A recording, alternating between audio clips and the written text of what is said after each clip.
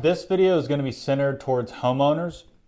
So let's get into what is considered claim worthy, because you're going to hear a number of different stories, especially after a contractor comes, inspects the roof, comes down, shows you pictures, and you're like, I just have to take this guy at his word.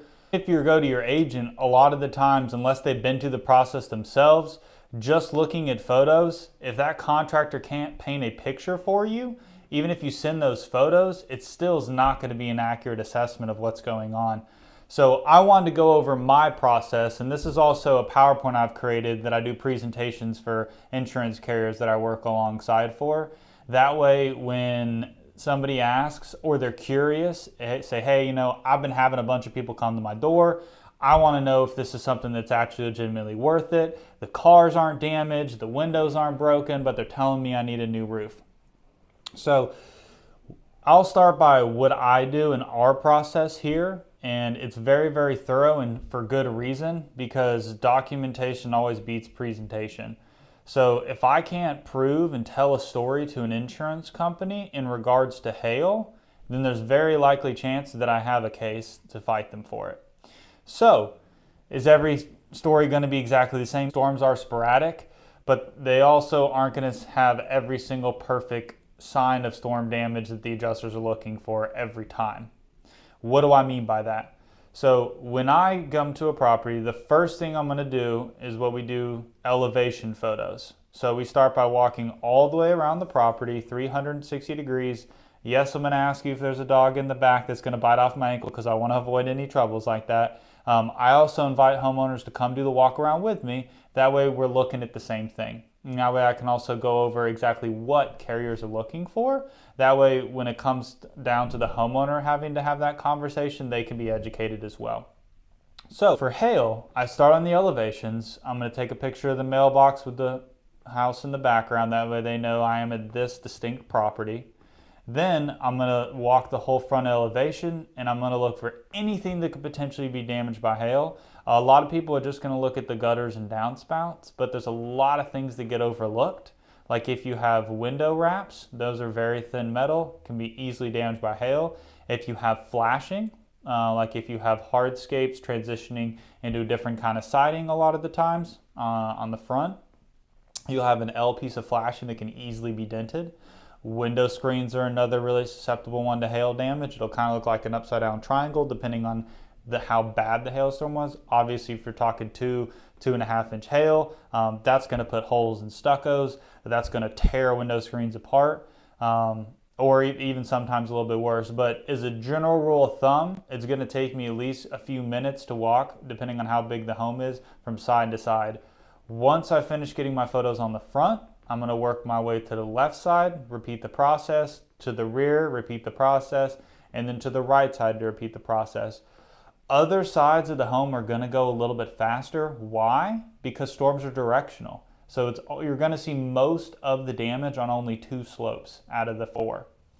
Next, once I have all those photos taken, this helps other roofing contractors out too, because if you have help while you're out there, which I definitely recommend on a steeper slope roof, if you have somebody that's going to climb for you, make sure you take the elevation photos first, and then you let the person on the roof start taking photos, even if they're already marking up damage. So what's next? So now I'm going to climb up on the ladder. I'm going to pause right before I get up on the roof, and I'm going to take my shingle gauge and put it on the shingle to determine what year the shingle is. I'm also going to lift the first shingle to see if you have what's called starter strip. I'm just checking all the components of the roof. That'll also usually let me know if you have more than 1 layer of shingles. And then I'm also going to lift both shingles to see if your home's up to code and has drip edge on it, which is not as common in Georgia because it's only been a code for about 11 years now or so. So on some of the older roofs, I'm expecting not to see it, but I'm just going to go ahead and document it. Now, once I get on the roof, first thing I'm going to go do is look at what we call your soft metals, because there is no roof that is going to have damage to the shingles and not have damage to the soft metals.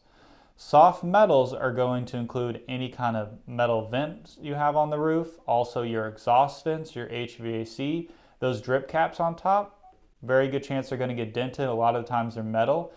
Even sometimes your chimney caps, which is like a 26 gauge steel, if the hail is big enough, it is absolutely going to dent those too.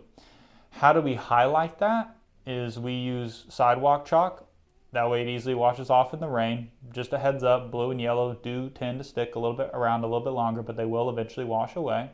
You want round chalk ideally, because when you drag it across those vents, it's going to highlight any circles, and that's going to give you an idea of the size of the hail. This is something a lot of people get mixed up as well. When you dense metal, that's usually only going to tell you about 80% of the size of the hail, not the true size. Once I've determined you have legitimate damage on your soft metals, and I'm usually going to measure those as well, because what I want to see is consistency. Because if I see 2-inch collateral on the ground versus 1 inch on the roof, doesn't make sense. They're going to know either A, it's an older storm, or 2, somebody's up there creating damage, which we want to avoid in its entirety. So when I'm looking at the shingles, the next step I want to do is what's called mark up a square. And how many squares I'm going to have to mark up is going to be based on how many slopes you have on your roof. Some are what we call straight gables, which is an up and over, which means I may only have to do a front and a back. However, if you have all 4 slopes, a left, a right, a front, and a back, then I'm going to need to do test squares on every single one of those slopes. Now, once I have the test square, the reason it's called a test square is insurance companies do this as well when they send adjusters and inspectors out. That one square is going to represent all the front slopes on the home, and the left test square is going to represent all the left test squares on the home, because that's how they judge hail, because in a hailstorm, it's consistently going to have widespread damage. So if it's in that one square, there's a good chance it's going to be the same all around. And if it's not, that's another red flag. That's why we, along with the insurance companies, are going to take overviews of a roof to show that there's consistent damage if that is the case. And most companies want to see around 8 to 12 hits per square. Sometimes it can be a little bit more, sometimes it can be a little bit less. But if you're not finding at least 8 hits per square, there's a very small chance you're going to get that whole roof approved.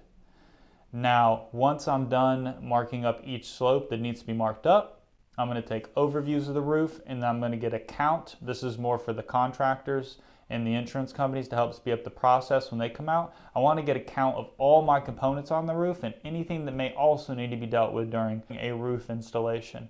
One thing I like to do is, number one, on top of a normal inspection, is even if they don't have damage, I'm still going to take overviews. That way I can show a current condition photo report to the homeowner. And also, if they have other issues going on that I might not even be able to handle myself, I still want to bring it to the homeowner's attention. So it's just one thing we like to do and kind of take it a step further. When we get down, there's a lot of people that say they give their photo report and then forget to or don't send it. I encourage you to make sure you get that photo report from the contractor, because it's a trust building factor. And if you're confident and you're trying to lead that homeowner to their best route, which may be an insurance claim, if there's legitimate damage, then you should have no problem sending that photo report to them and even highlighting and breaking down some issues as well. So that's my process when it comes to doing a hail inspection. I hope you all find this very helpful. These are some of the key things you may want to ask your contractor as a homeowner, and make sure that all these factors are actually there. And if they're not, then that may be a little bit of a red flag. So hope you guys enjoyed the video, got a little bit of value out of it. Thanks for watching.